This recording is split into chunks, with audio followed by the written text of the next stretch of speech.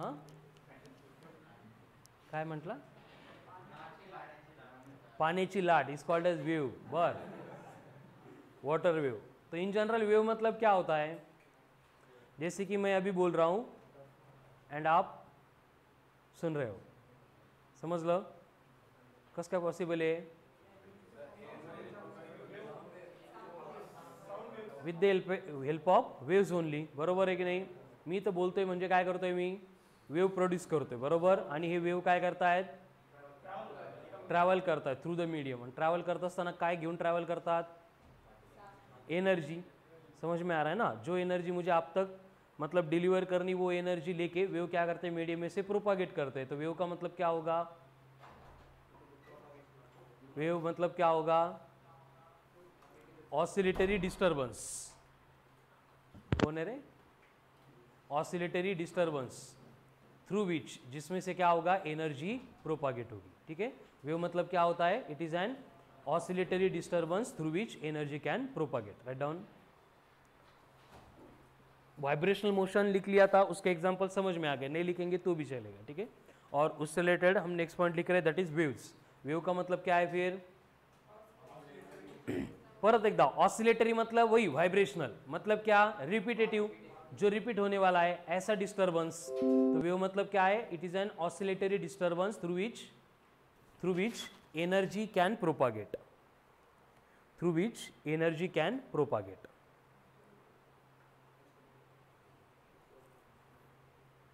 Through which energy can propagate.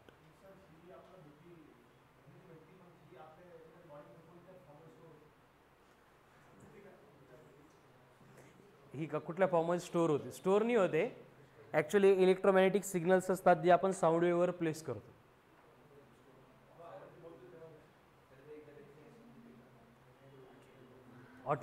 Wave it is an oscillatory disturbance through which energy can propagate. ठीक है. अब wave का example क्या है? जैसे कि साउंड वेव. ठीक है. Another example water wave. बर, अनदर एग्जांपल लाइट वेव. बर, साउंड वेव, वाटर वेव आणि मग लाइट वेव. ठीक है. ये सब क्या है? एग्जांपल्स ऑफ वेव है, जिसमें क्या होता है? एनर्जी सोर्स से लेके रिसीवर तक ट्रैवल करती है. एंड ट्रैवल करते टाइम क्या होता है? मीडियम ऑसिलेट होता है, वाइब्रेट होता है. ठीक है. तो ये बेसिक कन्सेप्ट हम इस टॉपिक में देखने वाले हैं.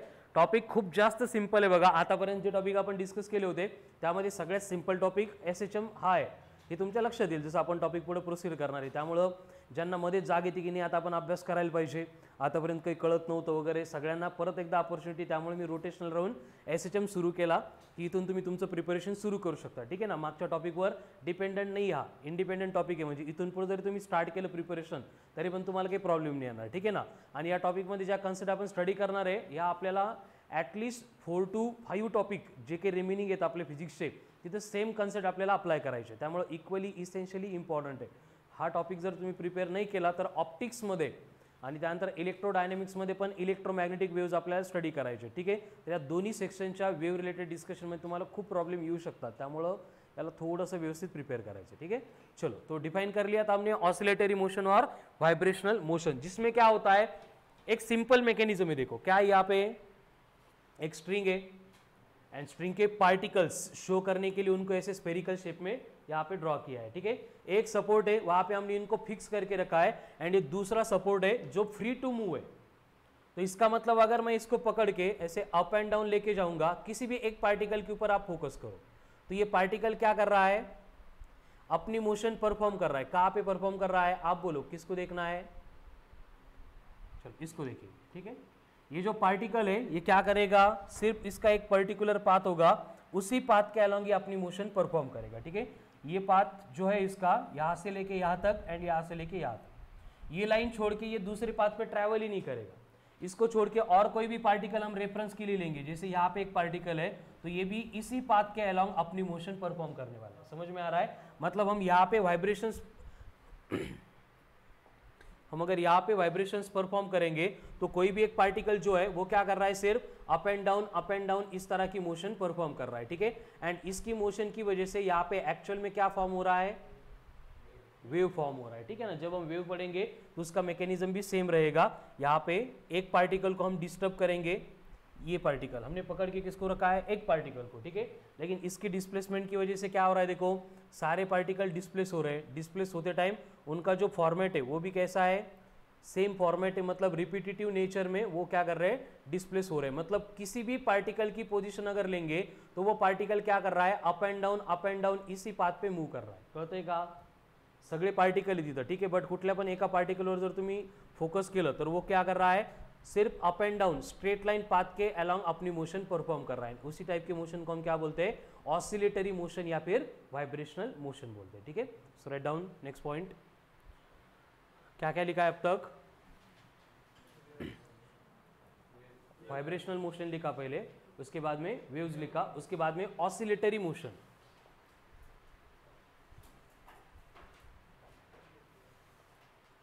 देखो इस तरह से ये वेव जो है वो फॉर्म होता है,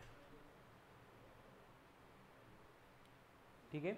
अब यहाँ पे मैं इसका अगर एम्पलीट्यूड बढ़ाऊंगा तो एम्पलीट्यूड बढ़ने से क्या हो रहा है, पार्टिकल की डिस्प्लेस होने की जो लेंथ है वो यहाँ पे इंक्रीज हो रही है। तो एम्पलीट्यूड मतलब क्या होगा, मैक्सिमम डिस्प्लेसमेंट होगा पार्टिकल का, है ना। यहाँ पे अगर हम फ्रीक्वेंसी बढ़ाएंगे, फ्रीक्वेंसी का मतलब क्या होगा, क्या होगा एक बार देख लो फिर बोलो, ठीक है। फ्रीक्वेंसी बढ़ गई तो क्या हो गया, नंबर ऑफ वाइब्रेशंस जो परफॉर्म हो रहे पर युनिट टाइम वो बढ़ रहे हैं, है ना। आता व्यवस्थित दिसायला पण नाही लागले, अजून करायचं,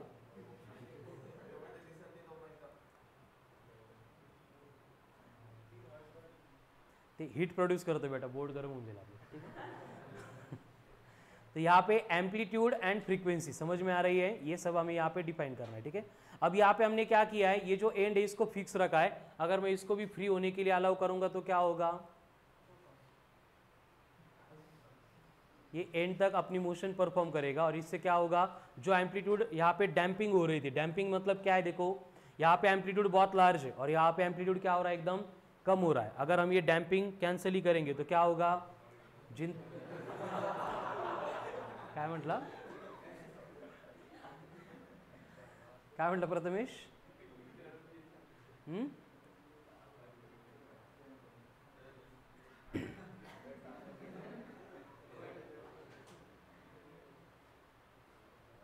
काय व्हायला लागलंय, मला काहीतरी वेगळं दिसायला लागलंय, मध्ये मध्ये स्विंग दिसते की तुम्हाला, मला वाटलं मलाच दिसायला लागले का, का बरं दिसते तशी माहिती आहे का,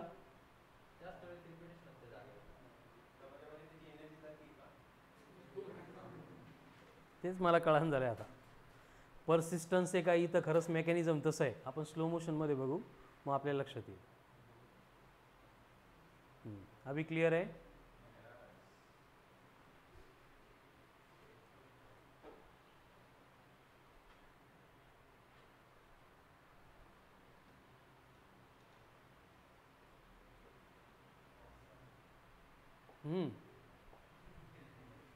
चलो क्या लिखा था next last point, same example जो वाटर वेव्स बोल रहे थे, वाटर के सरफेस के ऊपर भी वेव फॉर्म होता है, तो वहाँ पे भी हम सेम नेचर देख सकते हैं।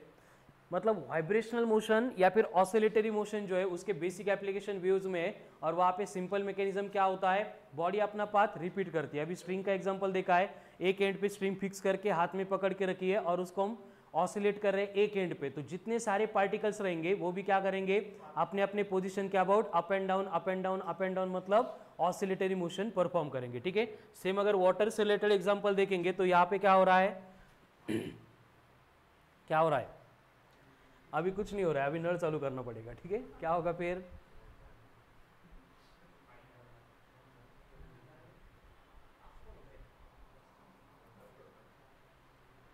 समझ में आ रहा है कुछ, ये टॉप व्यू है, वरतून बघितले का आपल्याला असंच दिसतं ना, अप डाउन, ये ब्लू पोर्शन मतलब ये अप है, ये ब्लैक डार्क पोर्शन मतलब डाउन, तो अप एंड डाउन करके ये मूव हो रहा है, ठीक है। एंड उसको अगर हम एक साइड से देखेंगे तो क्या होगा, कर लो, तो यहाँ पे ये अप एंड डाउन, कोई भी पोजीशन लेंगे, यहाँ पे लो, यहाँ पे, तो जो पार्टिकल है एक बार ऊपर जाता है नीचे आता है, फिर ऊपर गया फिर नीचे आ गया, मतलब ये क्या कर रहा है, ऑसिलेटरी मोशन परफॉर्म कर रहा है, ठीक है। अगर इसको फ्रीक्वेंसी इसकी बढ़ा देंगे, मैक्सिमम करेंगे तो क्या होगा, फ्रीक्वेंसी बढ़ गई, मतलब क्या हो गया, जो अप एंड डाउन हो रहा था पर यूनिट टाइम उसका नंबर बढ़ गया, ठीक है। उसके बाद में सेम एग्जांपल साउंड से रिलेटेड हम देख सकते हैं। साउंड में क्या होगा,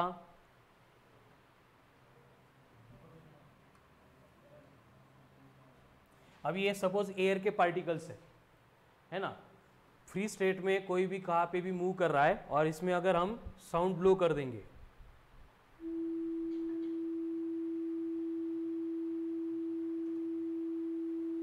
तो पार्टिकल जो वाइब्रेट हो रहे थे उनका एक पर्टिकुलर नेचर बन गया। आवाज इकडून कुठून येतोय, ठीक है। तो ये ऊपर से देखेंगे तो ये टॉप व्यू हो गया, अगर इसका साइड व्यू देखेंगे तो सेम ही दिखेगा, ठीक है ना, क्योंकि ये 3D डायग्राम में 3D होता है नेचर एयर का। मतलब खेळच झालं तुला है ना।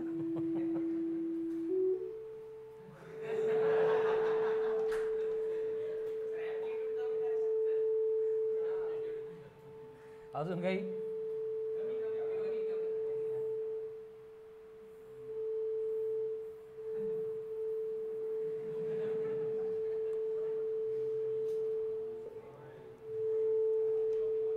कळतंय का, इस तरह से ये वेव ट्रैवल करेगा। अब उसके बाद में सेम एग्जांपल हम जब लाइट से रिलेटेड डिस्कस करेंगे ऑप्टिक्स में, तो लाइट से रिलेटेड भी क्या होगा, क्रस्ट अप इसी तरह से ट्रैवल करेंगे, ठीक है। लेकिन इसकी फ्रीक्वेंसी, इसकी स्पीड इतनी ज़्यादा होती है, जैसे वाटर वेव्स हम देख सकते हैं वैसे ये नहीं देख सकते, ठीक है।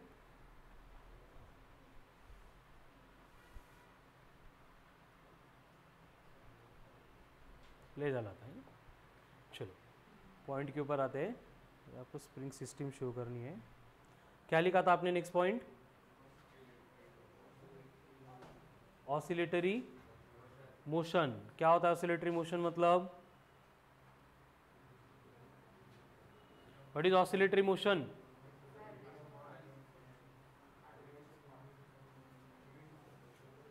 देखो सेम एप्लीकेशन पेंडुलम में भी हमने लिखा था। ऑसिलेटरी मोशन डिफाइन किया क्या, नहीं किया अभी, वाइब्रेशनल किया, उसके बाद में वेव्स किया, ठीक है। देन ऑसिलेटरी मोशन मतलब क्या होगा, अगेन जो वाइब्रेशनल मोशन है उसके हम ऑसिलेटरी मोशन बोलते हैं, और उसके ऊपर से हमें ऑसिलेशन डिफाइन करना है। सो राइट डाउन ऑसिलेशन। क्या होगा ऑसिलेशन मतलब, नहीं ऑसिलेटरी मोशन हो गई, अभी हम ऑसिलेशन बोल रहे हैं। ऑसिलेशन मतलब क्या होगा, write down, in oscillatory motion, in oscillatory motion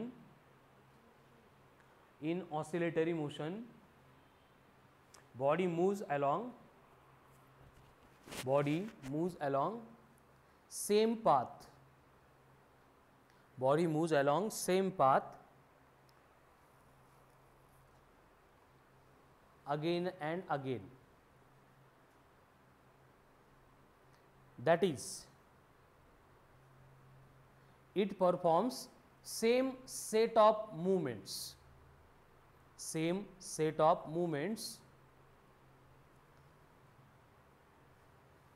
again and again.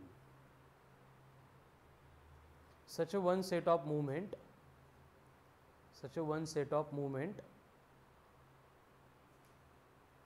is called as oscillation. Difference समझ में आ गया ऑसिलेटरी मोशन एंड ऑसिलेशन में। ऑसिलेशन मतलब ऑसिलेटरी मोशन में जो same set of movement repeat होता है उस एक सेट को हम क्या बोलेंगे, ऑसिलेशन बोलेंगे, ठीक है। जैसे कि फॉर एग्जांपल ये आप एक सिंपल पेंडुलम है और इस पेंडुलम को अगर ये स्ट्रिंग है उसको अगर हमने एक मास अटैच किया है और इसको अगर थोड़ा सा अपनी इक्विलिब्रियम पोजीशन से डिस्प्लेस करके अगर छोड़ देंगे तो ये क्या करेगा, सेम पाथ के ऊपर अगेन एंड अगेन मूव कर रहा है, ठीक है। और इसको स्लो थोड़ा सा देखेंगे तो क्या हो रहा है, देखो यहां से निकल रहा है, उसके बाद में ये ट्रैवल कर रहा है, इस पोजीशन के ऊपर आ रहा है। अब ये जो पोजीशन होती है इसको बोला जाता है मीन और इक्विलिब्रियम पोजीशन। क्या बोला जाता है, मीन और इक्विलिब्रियम पोजीशन। अगर यहां से छोड़ देंगे तो ये यहां पे रुक गया, लेकिन अगर मैं यहां पे पकड़ के अगर यहां पे छोड़ दूंगा तो ये वापस जा रहा है। तो ये दो पोजीशन में क्या डिफरेंस हो गया, यहाँ पे पकड़ के रखूंगा तो ये यहीं पे रह रहा है, लेकिन यहाँ पे डिस्प्लेस करके अगर छोड़ रहा हूँ तो ये वापस जा रहा है, कहाँ पे जा रहा है? Towards mean position. या फिर इसको अगर यहाँ से पकड़ के छोड़ दूंगा तो भी वापस ही आ रहा है, आगे नहीं जा रहा है, कहाँ पे जा रहा है? टुवर्ड्स। इसका मतलब क्या होगा? जब भी ऑसिलेटरी या फिर वाइब्रेशनल मोशन परफॉर्म होगी तो उस ऑसिलेटरी या फिर वाइब्रेशनल मोशन में बॉडी हर बार कहाँ पे मूव करेगी? टुवर्ड्स। ऐसे क्यों? क्योंकि ये जो मीन पोजीशन होती है उसको हम बोलते हैं इक्विलिब्रियम पोजीशन। एंड इक्विलिब्रियम का मतलब क्या होता है? नेट फोर्स का क्या होगा? जीरो होगा। Very good. मतलब ऑसिलेटरी मोशन में एक पोजीशन ऐसी होती है जिस पोजीशन में बॉडी के ऊपर एक्ट होने वाले सारे फोर्सेस एक दूसरे को बैलेंस करते, कैंसिल करते, उसको बोला जाता है मीन पोजीशन और equilibrium position. So right down next point, mean position और इक्विलिब्रियम पोजीशन। मीन पोजीशन और इक्विलिब्रियम पोजीशन।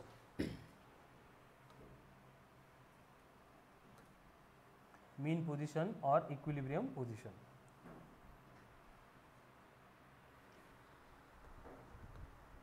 क्या होता है मीन पोजीशन और इक्विलिब्रियम पोजीशन? मतलब the position of the body in oscillations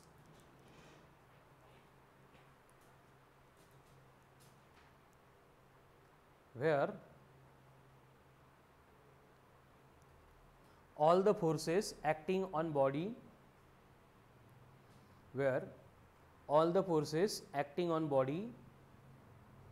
will cancel each other. Where all the forces acting on body will cancel each other. जहाँ पे क्या होगा? सारे फोर्सेस जो बॉडी के ऊपर एक्ट हो रहे हैं एक दूसरे को कैंसिल करेंगे, उस पोजीशन को बोला जाता है मीन पोजीशन और इक्विलिब्रियम पोजीशन। यहाँ पे समझ में आ गया, ठीक है ना? बॉडी रेस्ट में, तो रेस्ट में क्यों रहती है यहाँ पे? क्योंकि इस पोजीशन पे एक्ट होने वाला जो वेट होगा, कौन से फोर्स एक्ट होंगे इस पोजीशन पे?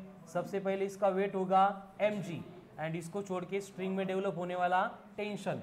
लेकिन यहाँ पे बॉडी अगर एक्सेलरेट ही नहीं हो रही, मतलब t इक्वल्स टू बनेगा mg, एंड t अगर इक्वल्स टू mg है, इसका मतलब t minus mg is equals to हम लिखते हैं ma, जो प्रैक्टिकली जीरो बनेगा।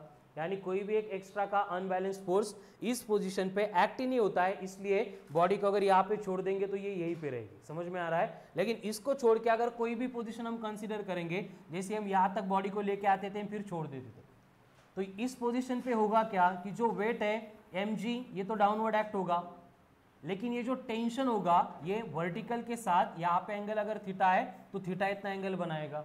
मतलब हमें इसके लेने पड़ेंगे दो कंपोनेंट, यहाँ पे एक कंपोनेंट आएगा t cos थीटा एंड यहाँ पे दूसरा कंपोनेंट आएगा that will be t sin theta. तो फ्रॉम डायग्राम ये तो क्लियर हो रहा है कि जो t cos थीटा है it is balanced bye mg, मतलब वर्टिकल डिस्प्लेसमेंट नहीं होगा, लेकिन हॉरिजॉन्टल डायरेक्शन में जो t sin थीटा एक्ट हो रहा है इसको बैलेंस करने वाला कोई फोर्स है ही नहीं, इसलिए ये t sin थीटा हर बार इसको कहाँ तक लेके जाएगा?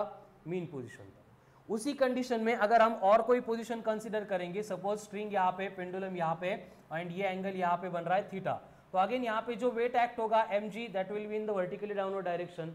उसके बाद में टेंशन इन द स्ट्रिंग जो है वो अलोंग द स्ट्रिंग एक्ट होगा, ये एंगल थीटा बनेगा, तो फिर से अपवर्ड कंपोनेंट बनेगा t cos थीटा, यानी कि यहाँ पे again t cos theta is balanced bye mg है। लेकिन इसका जो दूसरा कंपोनेंट रहेगा that is t sin theta, इसको कोई बैलेंस नहीं कर रहा है, इसलिए ये t sin थीटा इधर लेके आएगा, ये t sin थीटा इधर लेके आएगा। मतलब हम किसी भी डिस्प्लेस पोजीशन में बॉडी को अगर प्लेस करेंगे तो हर बार बॉडी को कहाँ पे जाना है? समझ में आ रहा है? ठीक है, तो ये हो गई मीन पोजीशन। अब ये मीन पोजीशन के बाद में और एक पोजीशन हमें यहाँ पे देखनी है, जहाँ पे क्या होता है देखो, सपोज ये बॉडी है और हमने डिस्प्लेस करके छोड़ दिया,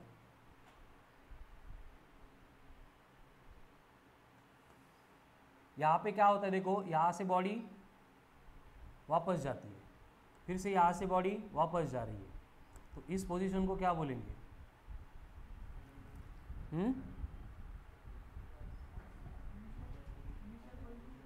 इनिशियल पोजीशन। अजून कौन सी पोजीशन बन गई ये? इनिशियल, फाइनल, और उसी को हम यहाँ पे यूज करेंगे एक particular word that is extreme position. Extreme position, extreme मतलब इसके बियॉन्ड बॉडी नहीं जा सकती। वही कंडीशन में अगर यहाँ पे बॉडी होती तो ये भी क्या बनती बॉडी की? एक्सट्रीम पोजीशन, समझ में आ रहा है?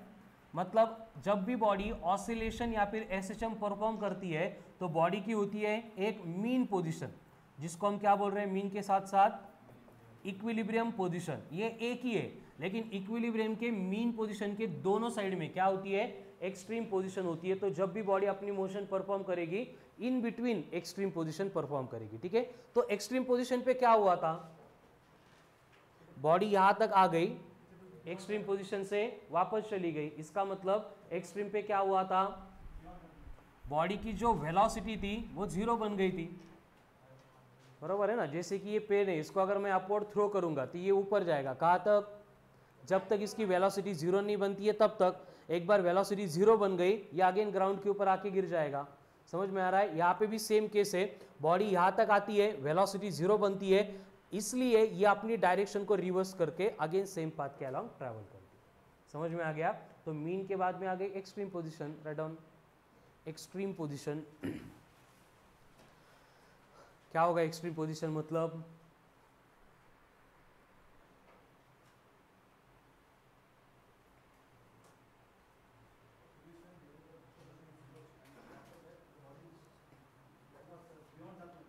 Very good, so right down maximum displacement of the body performing SHM. SHM क्या है आगे मैं एक्सप्लेन करूंगा। ऑसिलेशनलाच एसएचएम म्हणता, एवढं लक्षात ठेवा फक्त। हां, maximum displacement of the body performing SHM from its mean position. ये कहाँ से काउंट करेंगे हम, मीन पोजीशन से।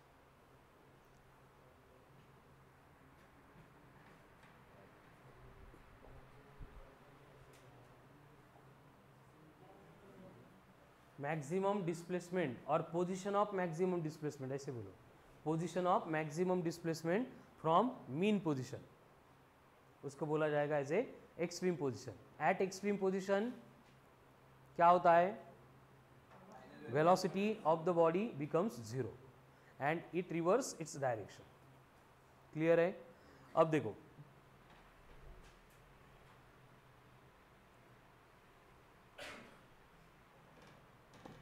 सेम एग्जाम्पल है जिसमें यहाँ पे हम इसको स्लो मोशन में देखते हैं। अब यहाँ से हम मोशन को स्टार्ट करने वाले हैं, ठीक है। ये इक्विलिब्रियम पोजीशन है, तो यहाँ से बॉडी निकलने वाली है, ठीक है। तो एक ऑसिलेशन का मतलब क्या होता है, बॉडी यहाँ से निकलने के बाद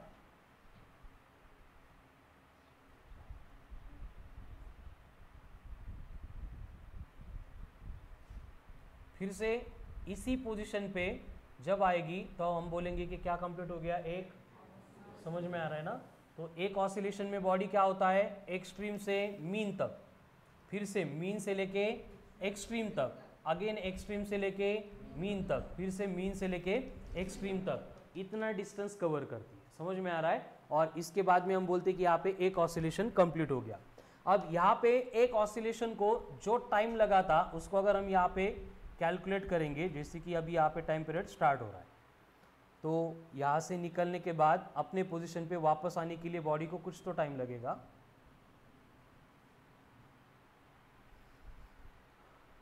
तो ये टाइम कितना हो गया, नियर अबाउट 1.63। तो ये क्या बन गया, time required to complete, time required to complete, time required to complete, और उसी को हम क्या बोलेंगे, टाइम पीरियड या फिर periodic time. So right down periodic time of oscillation. Periodic time of oscillation क्या होगा, time required by the body performing SHM time required by the body performing SHM to complete one oscillation.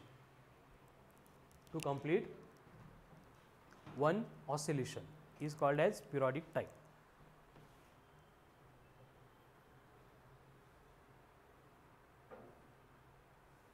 Time required by the body to complete one oscillation या फिर one, ठीक है, one oscillation is called as periodic time. ठीक है, अब जब भी body SHM perform करती है तो बॉडी की एनर्जी कैसे वैरी होती है उसका एक ओवरऑल आइडिया हमें देखना है। अभी की कंडीशन में बॉडी है इक्विलिब्रियम पोजीशन में, यानी कि बॉडी अगर मोशन परफॉर्म नहीं कर रही है, ग्राउंड के ऊपर है, तो बॉडी की जो है यहाँ पे एनर्जीज दिखाई गई है, ठीक है। ये पोटेंशियल एनर्जी है, काइनेटिक एनर्जी है, एंड थर्मल एनर्जी है, एंड टोटल एनर्जी। सारी एनर्जी क्या है इस केस में? जीरो है। लेकिन अगर मैं यहाँ पे इसको स्लाइटली डिस्प्लेस करूंगा तो डिस्प्लेस करने से एनर्जी में वेरिएशंस आएगा। देखो अब हम यहाँ पे डिस्प्लेस करने के लिए इसको ग्राउंड से लेके ऊपर लेके जा रहे हैं, मतलब हम क्या कर रहे हैं? वर्क कर रहे हैं। एंड ये वर्क स्टोर होता जा रहा है, किस एनर्जी में स्टोर होता जा रहा है? इसलिए पोटेंशियल एनर्जी का जो ग्राफ है वो बढ़ता जा रहा है। समझ में आ रहा है? तो ये एक्सट्रीम पोजीशन पे लेके गए हम यहाँ तक, तो इस पॉइंट पे हम अगर इसको एक्सट्रीम पोजीशन बोलेंगे, मतलब इसके बियॉन्ड बॉडी ट्रैवल नहीं करेगी। मतलब यहाँ पे पोटेंशियल एनर्जी बॉडी की कितनी है? मैक्सिमम है, हाईएस्ट है। लेकिन काइनेटिक एनर्जी कितनी है? समझ में आ रहा है? मतलब एक्सट्रीम पोजीशन पे काइनेटिक एनर्जी बॉडी की क्या रहेगी? ऑलवेज जीरो रहेगी। एंड पोटेंशियल एनर्जी क्या रहेगी? लेकिन मैक्सिमम मतलब क्या? टोटल। मतलब जितनी टोटल एनर्जी है पूरी की पूरी कौन सी रहेगी? पोटेंशियल एनर्जी रहेगी। लेकिन अगर हम इसको छोड़ देंगे तो क्या होगा?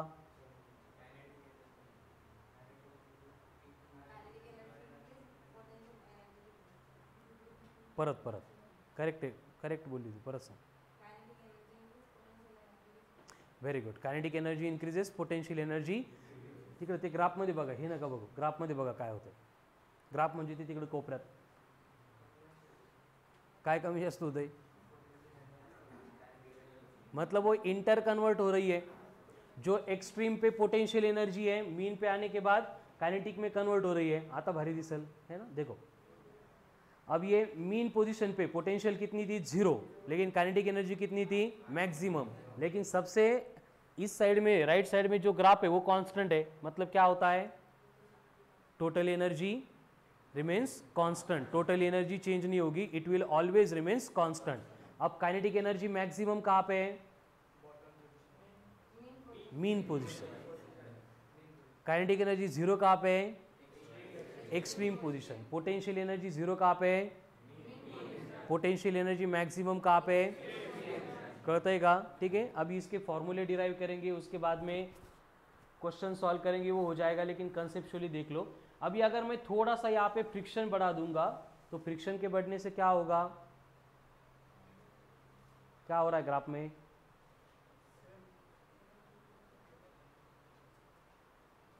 सेम है का कुछ चेंज हो रहा है? थर्मल एनर्जी बढ़ रही है. समझ में आ रहा है ना. फ्रिक्शन है, इसका मतलब ये जो टोटल एनर्जी का कुछ अमाउंट है वो कंटिन्यूसली थर्मल में कन्वर्ट हो रहा है. एंड इसके कन्वर्ट होने से जो काइनेटिक एंड पोटेंशियल एनर्जी है वो धीरे धीरे डिक्रीज हो रही है. दिख रहा है क्या? तो इसका मतलब ये थर्मल एनर्जी जैसे बढ़ती जाएगी वैसे काइनेटिक पोटेंशियल कम होती जाएगी. मतलब यहाँ पे एसएचएम को, ऑसिलेशन को अपोज बढ़ता जाएगा क्योंकि एनर्जी यहाँ पे वेस्ट हो रही है. एंड धीरे धीरे बॉडी जो है वो रेस्ट में आएगी. ठीक है. और उस केस में जो है काइनेटिक एंड पोटेंशियल डिक्रीज होती जाएगी. अब फिर से यहाँ पे अगर हमें विद डायरेक्शन चाहिए, ठीक है ना. वेलोसिटी कहाँ पे होती है, एक्सेलरेशन कहाँ पे होती है, मोबाइल. तो सेम बॉडी अगर एसएचएम परफॉर्म कर रही है और उस एसएचएम में अगर हम बॉडी को डिस्प्लेस करेंगे, डिस्प्लेस करके अगर छोड़ देंगे तो ये डायरेक्शन है. देखो येलो मतलब कौन है? एक्सेलरेशन. ग्रीन आया नहीं अभी तक, आएगा वो क्या रहेगा? वेलोसिटी. ठीक है. तो एक्सेलरेशन एंड वेलोसिटी इनकी डायरेक्शन देखो सेम या डिफरेंट है? अपोजिट या सेम डायरेक्शन में? अरे देखो इस पोजीशन पे, ओय थांब ना. अरे त्या थांबवलं की वेलोसिटी लगेच 0 होते, डायरेक्शनच गायब होते. काय? स्लो करा. हाँ गुड आइडिया. देखो मीन पोजीशन पे क्या था एंड एक्सट्रीम पे क्या था?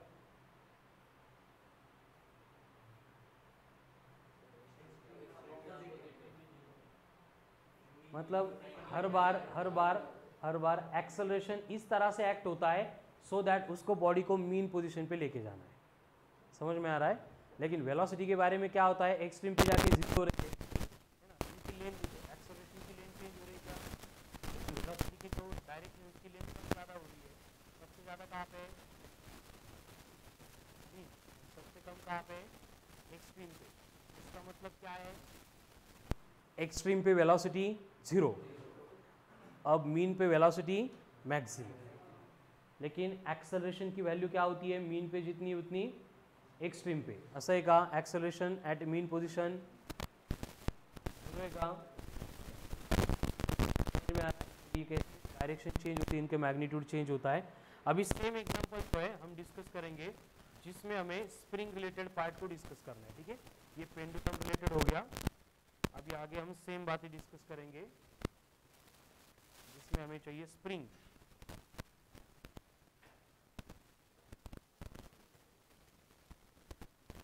वही होगा स्प्रिंग में, स्प्रिंग क्या होता है, स्प्रिंग मतलब बरोबर है।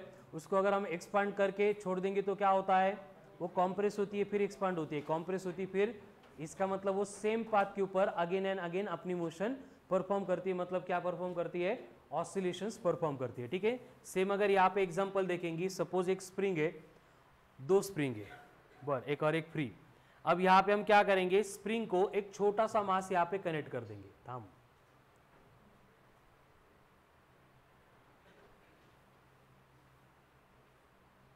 ठीक है। कनेक्ट करने के बाद हाँ ये हो गया इसकी इक्विलिब्रियम पोजीशन, समझ में आ गया।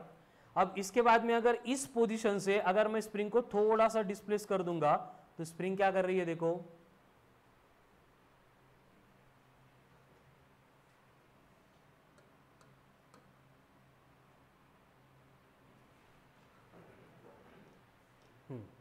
स्प्रिंग क्या कर रही है, अरे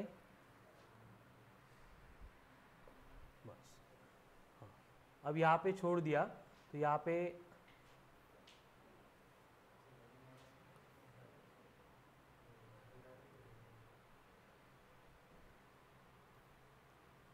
अरे डॅम्पिंग जास्त झाली का, डॅम्पिंगचा ऑप्शनच नाही,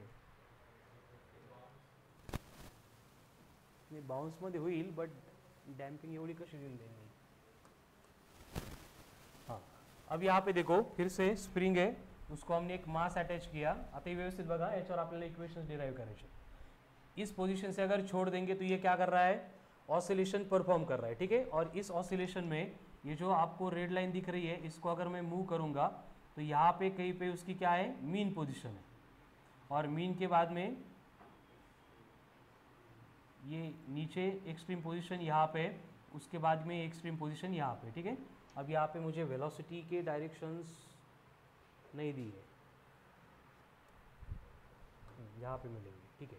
अब यहाँ पे हमें वेलोसिटी चाहिए, एक्सेलरेशन चाहिए, पीरियोडिक टाइम, एंड ये सारी बातें यहाँ पे इंट्रोड्यूस करेंगे।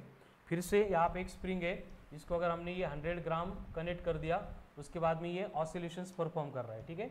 अब यहाँ पे ऑसिलेशन परफॉर्म करते टाइम क्या हो रहा है, देखो फिर से वही कंडीशन है, मीन से लेके एक्सट्रीम तक, एक्सट्रीम से लेके मीन तक बॉडी अपनी मोशन परफॉर्म कर रही है, ठीक है। और ये परफॉर्म करते टाइम जो एक्सेलरेशन है वो इस तरह से एक्ट हो रहा है, इस तरह से एक्ट हो रहा है। अगर ये मीन पोजीशन है, अगर मैं इस स्प्रिंग के इस ब्लॉक को कॉम्प्रेस करूंगा, मतलब अपवर्ड डिस्प्लेस करूंगा, तो अपवर्ड डिस्प्लेस करने के बाद क्या होगा, ब्लॉक डाउनवर्ड आ रहा है, समझ में आ रहा है। अगर सेम ब्लॉक था, इक्विलिब्रियम पोजीशन है ये वाली, और इसके बाद में अगर इसको मैं एक्सपांड करूंगा, मतलब नीचे डाउनवर्ड खींचूंगा, तो ब्लॉक कहाँ पे जा रहा है, समझ में आ रहा है। मतलब हर बार हम जिस डायरेक्शन में फोर्स अप्लाई करेंगे उसके अपोजिट डायरेक्शन में बॉडी क्या होती है, डिस्प्लेस होती है। एंड इसी से रिलेटेड हम अभी नेक्स्ट पॉइंट हमारा इंट्रोड्यूस करने वाले हैं। सो अभी बोर्ड पे थोड़ा सा ध्यान दो, क्योंकि आज इसके ऊपर मैं वर्कशीट देने वाला हूँ जो सॉल्व करने के लिए आपको यही सारा पार्ट हेल्प करेगा, ठीक है। जो सिस्टम हमने अभी डिस्कस की थी वही बस मैं हॉरिजॉन्टली यहाँ पे ड्रॉ कर रहा हूँ। एक रिजिड सपोर्ट है, एंड रिजिड सपोर्ट को हम क्या कर रहे हैं, एक स्प्रिंग कनेक्ट कर रहे हैं, और स्प्रिंग को कौन है, फिर एक ब्लॉक कनेक्टेड है। अभी इसकी मीन पोजीशन है या फिर इक्विलिब्रियम पोजीशन है जब तक हमने ब्लॉक को डिस्प्लेस नहीं किया था। अब उसके बाद में क्या होगा कि सेम रिजिड सपोर्ट रहेगा, और स्प्रिंग को जो है हम थोड़ा सा एक्सपांड करने के लिए ये जो ब्लॉक था इसको राइट की डायरेक्शन में थोड़ा सा डिस्प्लेस करके यहाँ पे लेके आएंगे। मतलब ये मीन पोजीशन से एक्सट्रीम पोजीशन तक हमने क्या किया, एक्स इतना डिस्प्लेसमेंट कर दिया। अब यहाँ पे कंडीशन क्या होगी कि हम अगर इसको राइट में खींचेंगे तो ब्लॉक कहाँ पे जाएगा, लेफ्ट में जाएगा। या फिर सेम एक्सपेरिमेंट में अगर हम स्प्रिंग को कॉम्प्रेस करके ये ब्लॉक को इस पोजीशन पे लेके आएंगे तो ये इसका मीन से एक्सट्रीम तक का डिस्प्लेसमेंट हो गया x। जब हम मतलब लेफ्ट में इस डायरेक्शन में डिस्प्लेस करेंगे और छोड़ देंगे तो ब्लॉक कहाँ पे जाएगा, मतलब कि हर बार हम जिस डायरेक्शन में उसका डिस्प्लेसमेंट कर रहे हैं ब्लॉक अपोजिट डायरेक्शन में जा रहा है। समझ में आ रहा है ऐसे क्यों हो रहा है?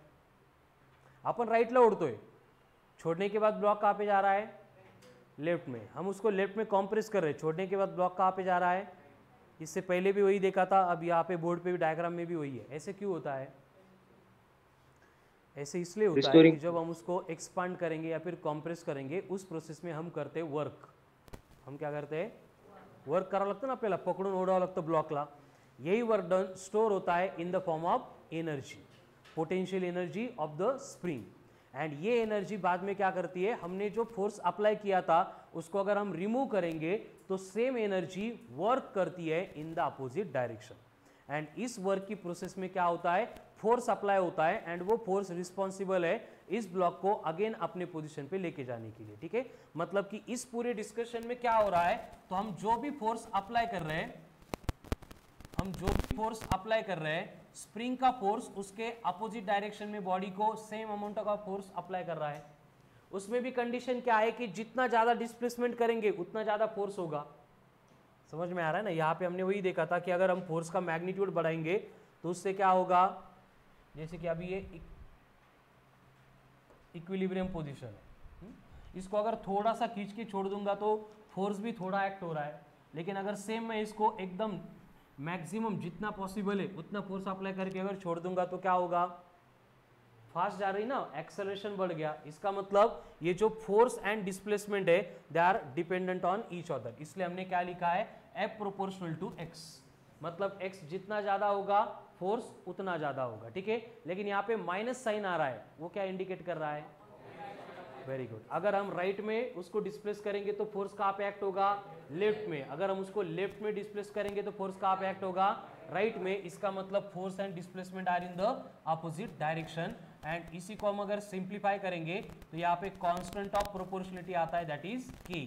अब नेगेटिव साइन कहाँ पे चला गया, क्योंकि यहाँ पे नेगेटिव की मीनिंग कम ऐसी है, नेगेटिव की मीनिंग इतनी ही है कि force and displacement are in the opposite direction, वो इंडिकेट हो गया। उसके बाद में हम यहाँ पे नेगेटिव साइन नहीं भी लेंगे तो भी चलेगा, या फिर कंफ्यूजन ना हो इसलिए हम यहाँ पे माइनस को रख देते हैं। ठीक है, तो F इक्वल्स टू बन गया k इंटू एक्स, और k को बोला जाता है एज ए फोर्स कांस्टेंट या फिर स्प्रिंग कांस्टेंट, फोर्स कांस्टेंट या फिर स्प्रिंग कांस्टेंट।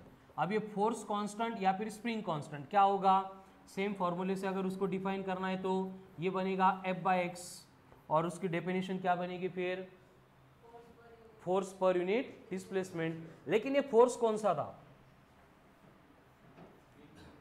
स्प्रिंग फोर्स, जिसका काम था बॉडी को अपने पोजीशन पे, मतलब इक्विलिब्रियम पोजीशन में वापस लेके आना, मतलब बॉडी को रिस्टोर करना। इसलिए हम इस फोर्स को क्या बोलेंगे, रिस्टोरिंग फोर्स। यानी कि क्या होता है कि जब भी बॉडी ऑसिलेटरी मोशन या फिर वाइब्रेशनल मोशन या फिर एसएचएम परफॉर्म करती है तो उस टाइप के मोशन में जो फोर्स होता है रिस्टोरिंग फोर्स, ये डायरेक्टली प्रोपोर्शनल है to the displacement, but direction क्या होती है, अपोजिट होती है। यानी कि F बनेगा proportional to minus of x, therefore F equals to बनेगा minus of k into x, where k का मतलब स्प्रिंग कांस्टेंट और फोर्स कांस्टेंट, जिसकी डेफिनेशन होगी restoring force per unit displacement denoted by k। k equals to क्या होगा, F/x। इसका ऐसा यूनिट क्या होगा, फोर्स है मतलब न्यूटन, डिस्प्लेसमेंट है मतलब मीटर, न्यूटन पर मीटर। और इसका एक फॉर्मूला होता है k equals to m into omega का स्क्वायर। हम इसको आगे प्रूव करने वाले हैं। ठीक है, k इक्वल्स टू F/x है या फिर k इक्वल्स टू कौन है, m इंटू ओमेगा का स्क्वायर, जिसका ऐसा यूनिट होगा न्यूटन पर मीटर। डायमेंशंस होंगे, वेरी गुड, m1 t-2। ठीक है, तो ये हो गया स्प्रिंग कांस्टेंट। अभी जो हमने बोर्ड पे यहाँ पे डिस्कस किया, ये सारा जो पार्ट है इसको हम इन शॉर्ट कंसीडर करेंगे आगे एज एसएचएम। क्या बोलेंगे, एसएचएम। अब एसएचएम का मतलब होता है, S stands for simple. Simple की मीनिंग हम यहाँ पे लेंगे लीनियर, जो लीनियर है वो सिंपल होता है। ठीक है, एच फॉर हार्मोनिक, हार्मोनिक मतलब रिपीटेटिव, हार्मोनिक मतलब रिपीटेटिव, जिसमें क्या होगा, रिपीटेटिव होगा। क्या रिपीट होगा, मोशन। लीनियर पाथ पे जो मोशन रिपीट होगी that will become simple harmonic motion. Linear path पे जो मोशन रिपीट होगी वो बिकम एसएचएम, मतलब सिंपल हार्मोनिक मोशन। ठीक है, लेकिन अभी हम इसको डिफाइन करने के लिए यहाँ पे बोर्ड पे जो कंसेप्ट हम डिस्कस कर रहे थे इसको यूज करने वाले। So right down next reading, first reading of the topic that is linear simple harmonic motion. Linear simple harmonic motion.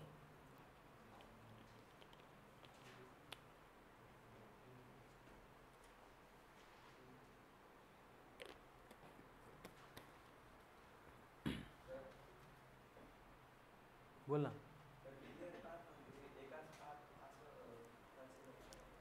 हो म्हणजे पुढे आपण अँग्युलर एसिचम पण बघणार आहे, सर्कुलर एसिचम पण बघणार है, बट स्टार्ट में हम इसको लीनियर पाथ में मतलब वही पे मेंटेन रखें। ठीक है, लीनियर एसिचम कैसे डिफाइन करेंगे, जो बोर्ड पे डेटा है उसका according. Linear simple harmonic motion is the motion in which restoring force always acts towards mean position. कहाँ पे एक्ट होता है, always towards mean position, and its magnitude is proportional to the magnitude म्हटलं ना, मग minus नहीं येणार। ठीक है, its magnitude is proportional to the displacement from mean position. Write down, linear simple harmonic motion is defined as linear simple harmonic motion is defined as the motion linear simple harmonic motion is defined as the motion in which restoring force always acts towards mean position. Restoring force always acts towards mean position, and its magnitude is proportional to the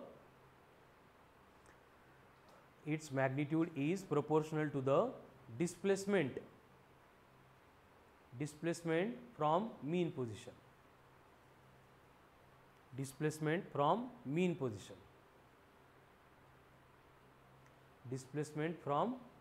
position. That is F proportional to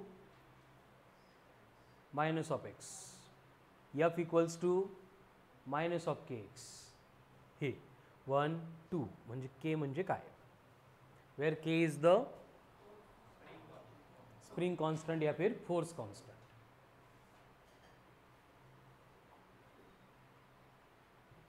हो गया।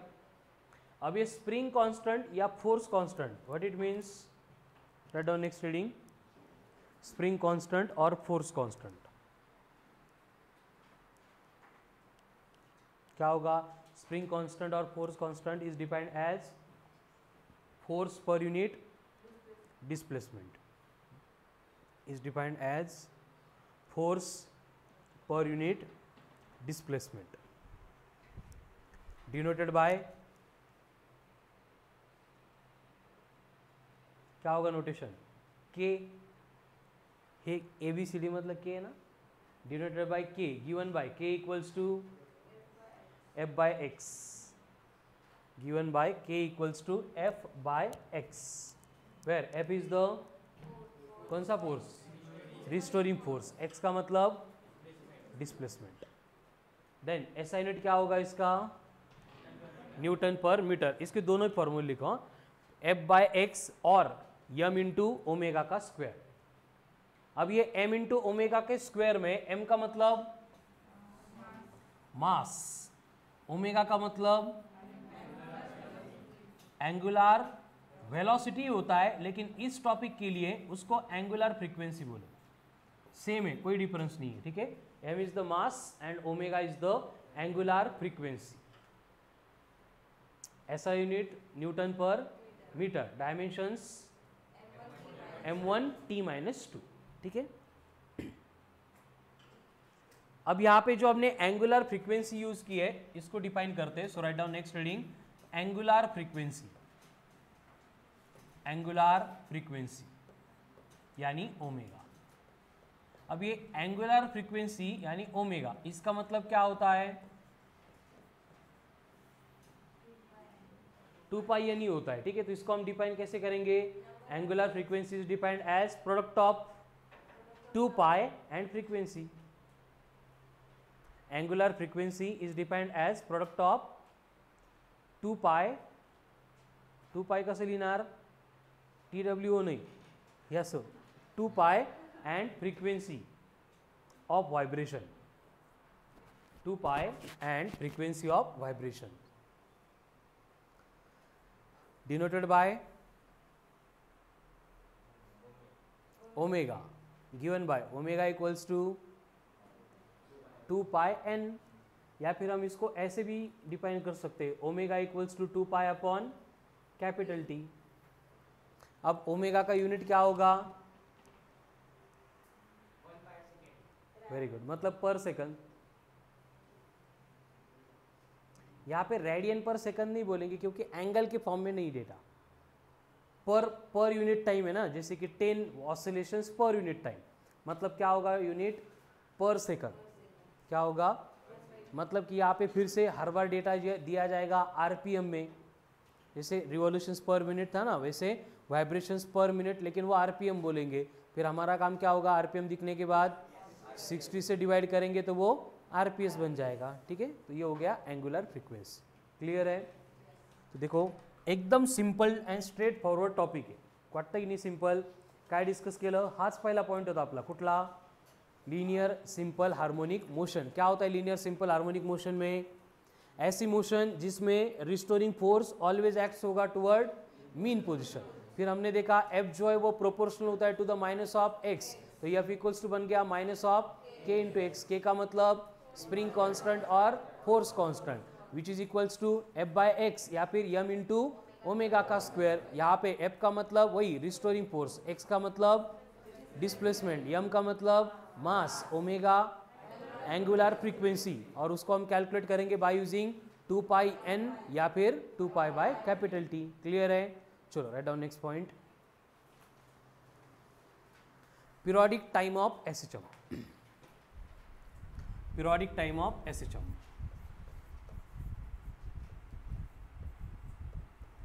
Periodic time of SHM. अब periodic time of SHM इसको हमने define तो किया था पहले, लेकिन फॉर्मूला डिराइव नहीं किया था। क्या है डेफिनेशन? टाइम रिक्वायर्ड, लिहिलंय तुम्ही, time required to complete one oscillation. एक ऑसिलेशन कंप्लीट करने के लिए जो टाइम रिक्वायर्ड होता है उसको हमने क्या बोला है? Periodic time. अब यहाँ पे इसका फॉर्मूला चाहिए, देखो तो हमने अभी अभी ओमेगा को डिफाइन किया था। ओमेगा इक्वल्स टू क्या था? 2 पाई अपॉन कैपिटल टी। तो टी को अगर इधर लेके आएंगे तो टी इक्वल्स टू बनेगा 2 पाई अपॉन ओमेगा। यहाँ तक क्लियर है? ये हो गया formula for periodic time. And इसको अगर एसएचएम के लिए हम सिंप्लीफाई कर रहे हैं तो हम इन एडिशन क्या करेंगे? यहाँ पे k इक्वल्स टू फॉर्मूला था m इंटू ओमेगा का स्क्वायर। तो यहाँ से ओमेगा का स्क्वायर कितना बनेगा? k अपॉन m, यानी ओमेगा इक्वल्स टू बनेगा root of k by m। ये वैल्यू अगर यहाँ पे पुट करेंगे तो t इक्वल्स टू क्या बन रहा है? 2 pi upon root of k by m था, उल्टा करके मल्टीप्लाई करेंगे तो root of m by k। ये होता है expression for periodic time of SHM. Again m का मतलब, k का मतलब स्प्रिंग कांस्टेंट और फोर्स कांस्टेंट, यानी पीरियोडिक टाइम जो होता है एसएचएम का वो डायरेक्टली प्रोपोर्शनल होता है to the square root of mass. यानी मास बढ़ा देंगे तो पीरियोडिक टाइम भी क्या होगा? इंक्रीज होगा, ठीक है।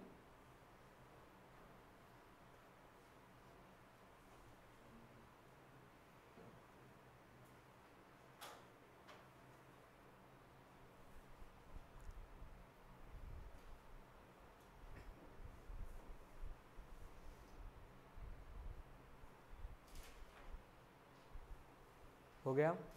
नेक्स्ट, पीरियोडिक टाइम के बाद में frequency.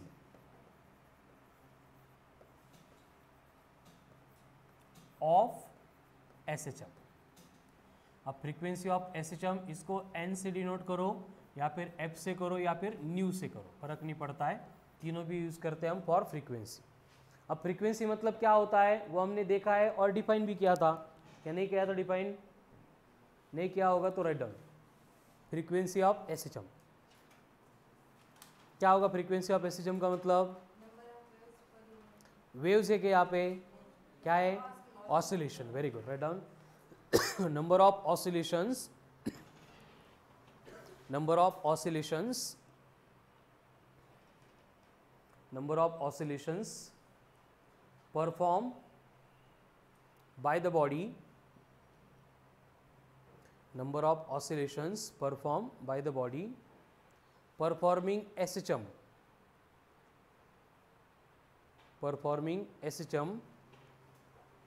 per unit time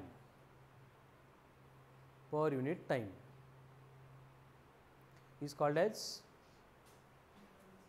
frequency of oscillation. ठीक है, अब फ्रीक्वेंसी कैलकुलेट करने के लिए अगेन हम ओमेगा का ही फॉर्मूला यूज करेंगे। क्या होता है? Omega equals to 2 pi n, तो एन इक्वल्स टू बनेगा ओमेगा अपॉन 2 पाई। अब ओमेगा की वैल्यू हमने यहाँ पे डिराइव की थी, कितना होता है? Omega root of k by m, यानी कि फ्रीक्वेंसी बनेगी n equals to 1 upon 2 pi into root of k by m. यानी फ्रीक्वेंसी जो है ये इनवर्सली प्रोपोर्शनल है to the square root of मास।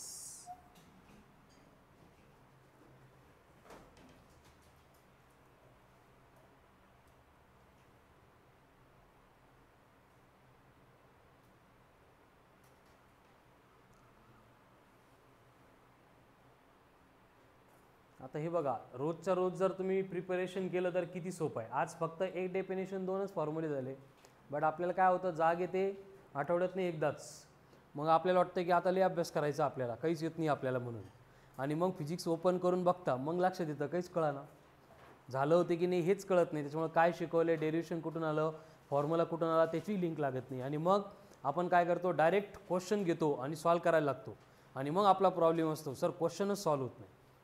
कळालं ना? तर हे सगळं बाय प्रोसेस गेले तरच होणार आहे, लक्षात घ्या। आता नियर अबाउट नेक्स्ट मंथमध्ये काही लोकांना कंप्लीट 1 इयर होईल, बरोबर आहे ना?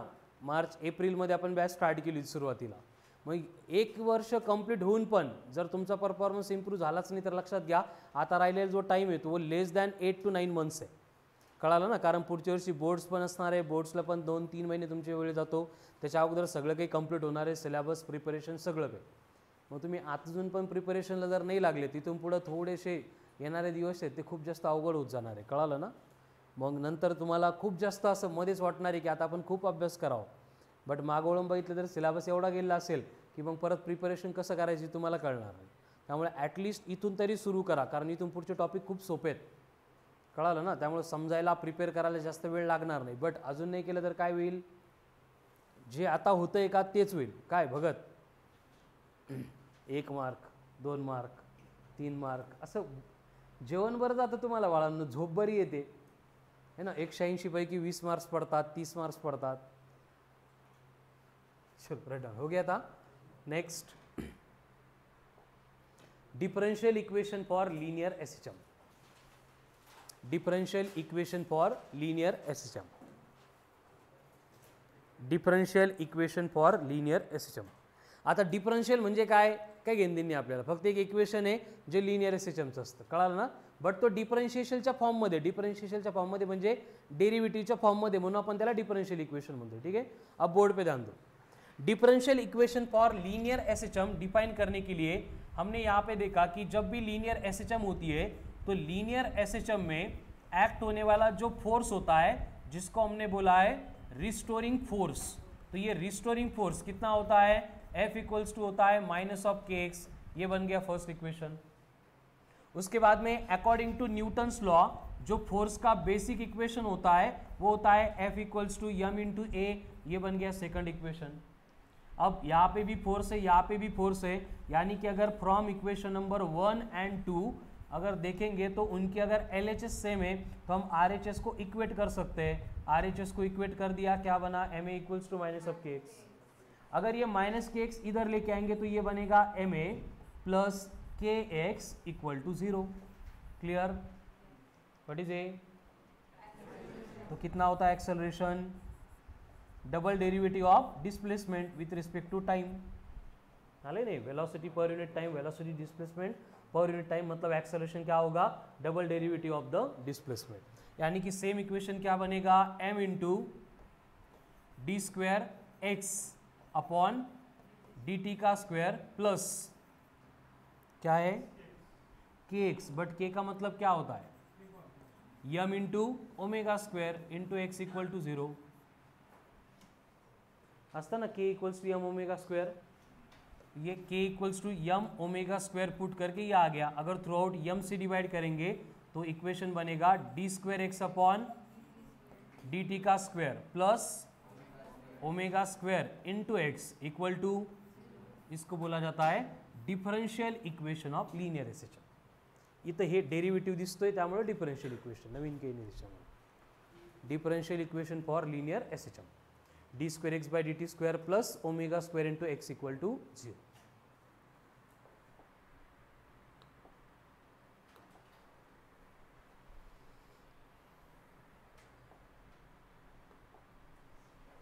म्हणजे बघा किती सिंपल टॉपिक आहे, येते लक्षामध्ये।